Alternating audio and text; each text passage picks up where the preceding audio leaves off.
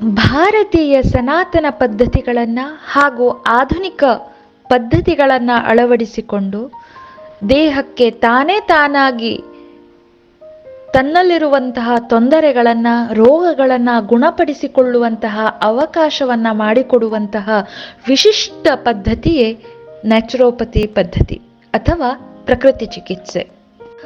ಪ್ರಕೃತಿ ಚಿಕಿತ್ಸೆಯ ಮೂಲಭೂತ ತತ್ವವೇ ದೇಹದ ಆಂತರಿಕ ಶಕ್ತಿಯನ್ನು ಪುನಃಸ್ಥಾಪನೆಗೊಳಿಸುವಂಥದ್ದು. ಆದ್ದರಿಂದಲೇ ನ್ಯಾಚುರೋಪತಿ ಪ್ರಾಕ್ಟೀಷನರ್ಸ್ ಹೇಳುವಂತೆ ದೇಹಕ್ಕೆ ತನ್ನನ್ನು ತಾನೇ ಗುಣ ಮಾಡಿಕೊಳ್ಳುವಂತಹ ಸಾಮರ್ಥ್ಯವಿರುತ್ತದೆ. ಆ ಸಾಮರ್ಥ್ಯವನ್ನು ಪುನಃ ಉಜ್ಜೀವನಗೊಳಿಸಿ ಅವಕಾಶವನ್ನು ಕಲ್ಪಿಸಿಕೊಡಬೇಕು. ವಿಶೇಷತೆ ಎಂದರೆ ಕೇವಲ ರೋಗಗಳನ್ನು ಗುಣಪಡಿಸುವುದು ಪ್ರಕೃತಿ ಚಿಕಿತ್ಸೆಯ ಉದ್ದೇಶವಲ್ಲ. ಮನುಷ್ಯನ ಭಾವನಾತ್ಮಕ, ಮಾನಸಿಕ, ದೈಹಿಕ ಅಥವಾ ಜೀವನ ಶೈಲಿ ಸಂಬಂಧಿತ ಎಲ್ಲ ಸಮಸ್ಯೆಗಳನ್ನು ಕಡಿಮೆ ಮಾಡಿ ಮನುಷ್ಯನು ಪರಿಪೂರ್ಣ ಆರೋಗ್ಯವಂತನಾಗಿರಲು ಬೇಕಾಗುವಂತಹ ಪದ್ಧತಿ, ಆಹಾರ ವ್ಯವಸ್ಥೆ ಹಾಗೂ ಮಾನಸಿಕ ಅಸ್ಥಿಮಿತತೆಗಳನ್ನು ಕಮ್ಮಿ ಮಾಡುವಂಥದ್ದು ಪ್ರಕೃತಿ ಚಿಕಿತ್ಸೆಯ ಮೂಲ ಉದ್ದೇಶ.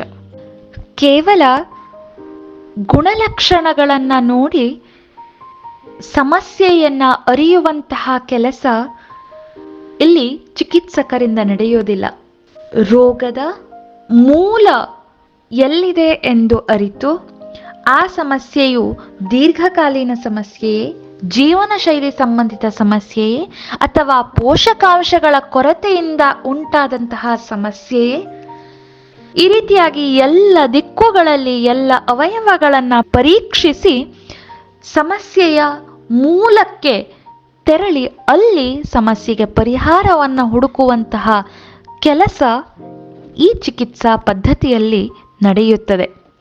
ಆದ್ದರಿಂದ ಸಮಸ್ಯೆ ಬುಡ ಸಹಿತ ಕಿತ್ತು ಆರೋಗ್ಯ ಪುನರುಜ್ಜೀವನ ಆಗುವಂಥದ್ದು ಈ ಪ್ರಕೃತಿ ಚಿಕಿತ್ಸೆಯ ವೈಶಿಷ್ಟ್ಯ.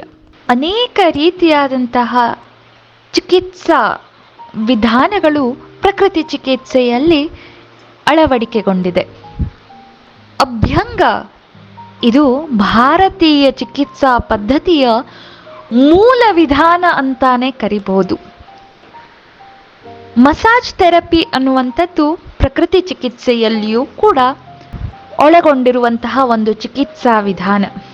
ಇಲ್ಲಿ ದೇಹವು ಪ್ರಾಕೃತಿಕವಾಗಿ ಸಮಸ್ಯೆಗಳನ್ನು ಕಳೆದುಕೊಂಡು ಜೊತೆಯಲ್ಲಿ ಎಲ್ಲ ವಿಧಾನದಲ್ಲಿ ಭಾವನಾತ್ಮಕವಾಗಿಯೂ ಸಹಿತ ಸದೃಢವಾಗುವ ಅವಕಾಶವನ್ನು ಕಲ್ಪಿಸಲಾಗುತ್ತದೆ.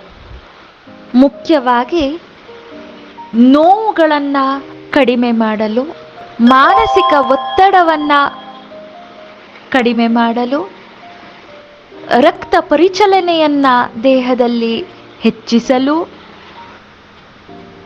ಮಾಂಸಖಂಡಗಳನ್ನು ಪುನರುಜ್ಜೀವನಗೊಳಿಸಲು ಹಾಗೂ ಮಾನಸಿಕ ಆರೋಗ್ಯವನ್ನು ಹೆಚ್ಚಿಸಲು, ದೇಹದ ರೋಗ ನಿರೋಧಕ ಶಕ್ತಿಯನ್ನು ಹೆಚ್ಚಿಸಲು ಸಹ ಮಸಾಜ್ ಚಿಕಿತ್ಸೆಯನ್ನು ನೀಡಲಾಗುತ್ತದೆ.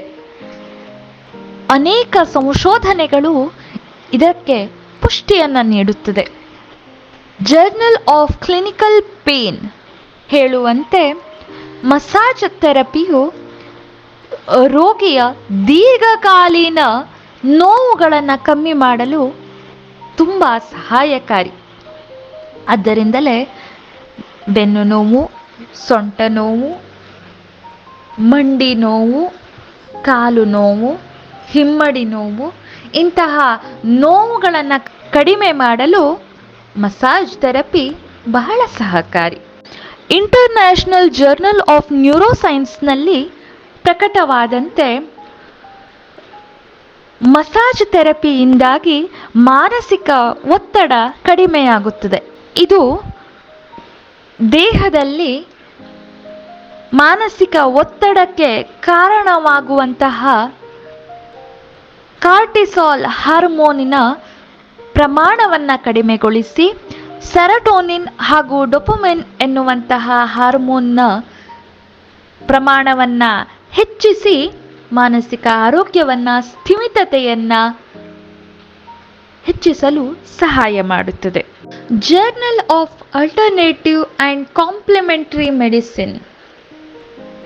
ಇಲ್ಲಿ ಮಸಾಜ್ ಥೆರಪಿಯು ದೇಹದಲ್ಲಿ ರಕ್ತ ಪರಿಚಲನೆಯನ್ನು ಹೆಚ್ಚಿಸಿ ಹೃದಯವನ್ನು ಆರೋಗ್ಯಪೂರ್ಣವಾಗಿಡಲು ಸಹಾಯ ಮಾಡುತ್ತದೆ ಎಂದು ಪ್ರಕಟಗೊಂಡಿದೆ.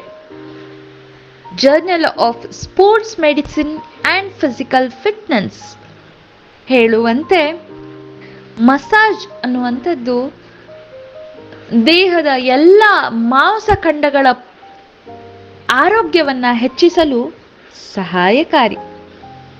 ಸೈಕಾಲಜಿಕಲ್ ಬುಲೆಟಿನ್ ಅಲ್ಲಿ ಪ್ರಕಟವಾದಂತಹ ಒಂದು ಥಿಯರಿಯು ಮಾನಸಿಕ ಆರೋಗ್ಯವನ್ನು ಕಾಪಾಡಲು ಅಥವಾ ಆಂಗ್ಸೈಟಿ ಅಥವಾ ಖಿನ್ನತೆ, ಡಿಪ್ರೆಷನ್ನನ್ನು ಕಡಿಮೆ ಮಾಡಲು, ಮಾನಸಿಕವಾಗಿ ಆರಾಮದಾಯಕ ಎನಿಸುವಂತೆ ನಮ್ಮ ಜೀವನ ಶೈಲಿ ಮುಂದುವರಿಯಲು ಮಸಾಜ್ ಥೆರಪಿ ಸಹಾಯಕಾರಿ.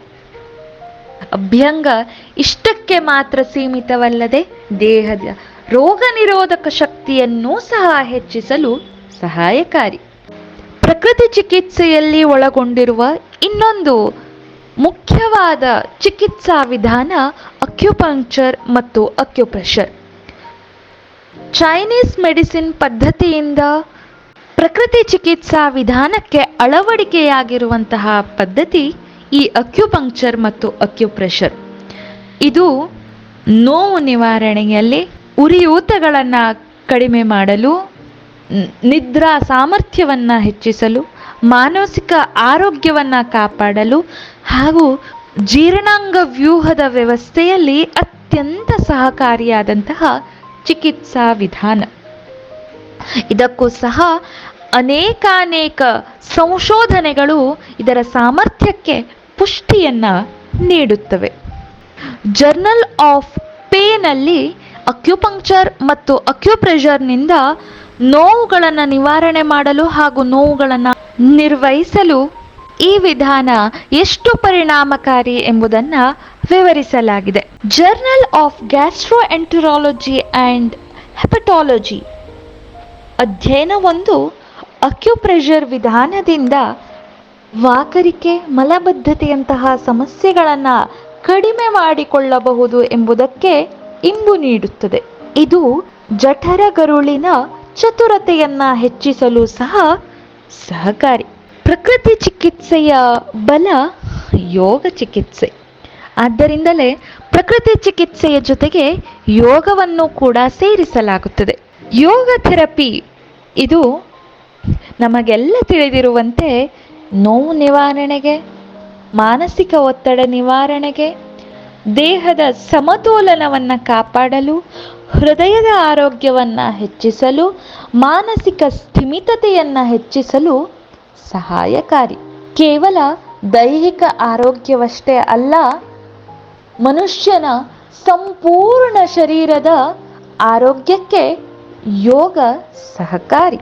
ಆದ್ದರಿಂದಲೇ ಪ್ರತಿನಿತ್ಯ 1 ಗಂಟೆಯ ಯೋಗವು ಅನೇಕಾನೇಕ ವರ್ಷಗಳ ನಮ್ಮ ಆರೋಗ್ಯ ಸಫಲತೆಗೆ ಅಡಿಪಾಯ ಆಗಬಲ್ಲದು. ಯೋಗದ ಜೊತೆಗೆ ಇನ್ನೊಂದು ಮುಖ್ಯ ಅಂಶ ಆಹಾರ. ನಾವು ತೆಗೆದುಕೊಳ್ಳುವಂತಹ ಆಹಾರವೂ ಸಹ ಅಷ್ಟೇ ಮುಖ್ಯ. ನಾವು ಸೇವಿಸುವ ಆಹಾರದ ಪ್ರತಿಯೊಂದು ಕಣ ಕಣವೂ ಜೀವಕೋಶದ ಕಣ ಕಣ ರಚನೆಗೆ ಕಾರಣ. ಆದ್ದರಿಂದ ದೀರ್ಘಕಾಲೀನ ಸಮಸ್ಯೆಗಳನ್ನು ನಿರ್ವಹಿಸಲು, ದೇಹದ ತೂಕವನ್ನು ನಿರ್ವಹಿಸಲು, ಜೀರ್ಣಾಂಗ ವ್ಯವಸ್ಥೆಯ ಆರೋಗ್ಯಕ್ಕೂ, ದೇಹದ ರೋಗ ನಿರೋಧಕ ಶಕ್ತಿಯನ್ನು ಇಮ್ಮಡಿಗೊಳಿಸಲು, ಮಾನಸಿಕ ಸಂಬಂಧಿತ ಸಮಸ್ಯೆಗಳನ್ನು ಕಡಿಮೆ ಮಾಡಲು ಆಹಾರವನ್ನು ಸಮಯೋಚಿತವಾಗಿ ಹಾಗೂ ವಿವೇಚನೆಯಿಂದ ಅಳವಡಿಸಿಕೊಳ್ಳಬೇಕು. ಫಿಸಿಯೋಥೆರಪಿ ಹಾಗೂ ಜಲಚಿಕಿತ್ಸೆಗಳು ಪ್ರಕೃತಿ ಚಿಕಿತ್ಸೆಯ ಇನ್ನಷ್ಟು ಚಿಕಿತ್ಸಾ ವಿಧಾನಗಳಲ್ಲಿ ಬರುವಂಥದ್ದು. ಇಲ್ಲಿ ಪ್ರಾಕೃತಿಕವಾಗಿ ದೊರೆಯುವಂತಹ ವಸ್ತುಗಳನ್ನು ಚಿಕಿತ್ಸಾ ಸಲಕರಣೆಯಾಗಿ ಔಷಧಿಯಾಗಿ ಬಳಸಲಾಗುತ್ತದೆ. ವೈಜ್ಞಾನಿಕವಾಗಿ ಸಾಕ್ಷೀಭೂತವಾದಂತಹ ಅಧ್ಯಯನಗಳನ್ನೊಳಗೊಂಡಂತಹ ವಿಧಾನಗಳನ್ನು ಅಳವಡಿಸಿಕೊಂಡು ಮನುಷ್ಯನ ಸ್ವಾಭಾವಿಕತೆಯನ್ನ ಮರಳಿಸುವಂತಹ ಪ್ರಯತ್ನವನ್ನ ಮಾಡಲಾಗುತ್ತದೆ. ಜೊತೆಯಲ್ಲಿ ರೋಗಿಯ ರೋಗದ ಗುಣಲಕ್ಷಣಗಳನ್ನು ಸಂಪೂರ್ಣವಾಗಿ ಅಧ್ಯಯನ ಮಾಡಿ ಅವರಿಗೆ ಆ ನಿಟ್ಟಿನಲ್ಲಿ ಬೇಕಾದಂತಹ ಶಿಕ್ಷಣವನ್ನ ನೀಡಿ ಸಮಸ್ಯೆ ಬೇರು ಸಹಿತ ಮನುಷ್ಯನಿಂದ ದೂರವಾಗಲು ಪ್ರಯತ್ನವನ್ನ ಪ್ರಾಮಾಣಿಕವಾಗಿ ಮಾಡಲಾಗುತ್ತದೆ. ಒಟ್ಟಿನಲ್ಲಿ ಪ್ರಕೃತಿ ಚಿಕಿತ್ಸೆಯು ಪ್ರಕೃತಿಯಿಂದ ನಿರ್ಮಿತವಾದಂತಹ ಈ ಪ್ರಾಕೃತಿಯ ಆರೋಗ್ಯಕ್ಕೆ ಬೇಕಾದಂತಹ ಎಲ್ಲ ವ್ಯವಸ್ಥೆಯನ್ನ ಪ್ರಕೃತಿದತ್ತವಾಗಿಯೇ ನೀಡಿ ವೈಜ್ಞಾನಿಕವಾಗಿ ಸಾಕ್ಷೀಭೂತವಾದಂತಹ ವಿಶೇಷ ಅಧ್ಯಯನಗಳ ಜಾಡನ್ನ ಹಿಡಿದು ದೇಹಕ್ಕೆ ಬೇಕಾದಂತಹ ಅವಕಾಶವನ್ನ ದೇಹವೇ ಕಲ್ಪಿಸಿಕೊಳ್ಳುವಂತೆ ಮಾಡುವ ವಿಶಿಷ್ಟ ವೈಜ್ಞಾನಿಕವಾದಂತಹ ಪದ್ಧತಿಯ ಬಳಕೆ ಅಳವಡಿಕೆ ನಮ್ಮಿಂದಾದಲ್ಲಿ ನಾವೇ ಧನ್ಯರು. ನಮ್ಮ ಭವಿಷ್ಯತ್ತಿನ ಆರೋಗ್ಯ ಸದೃಢವಾಗಿರಲಿ ಎಂಬ ಆಶಯ ನಮ್ಮದು.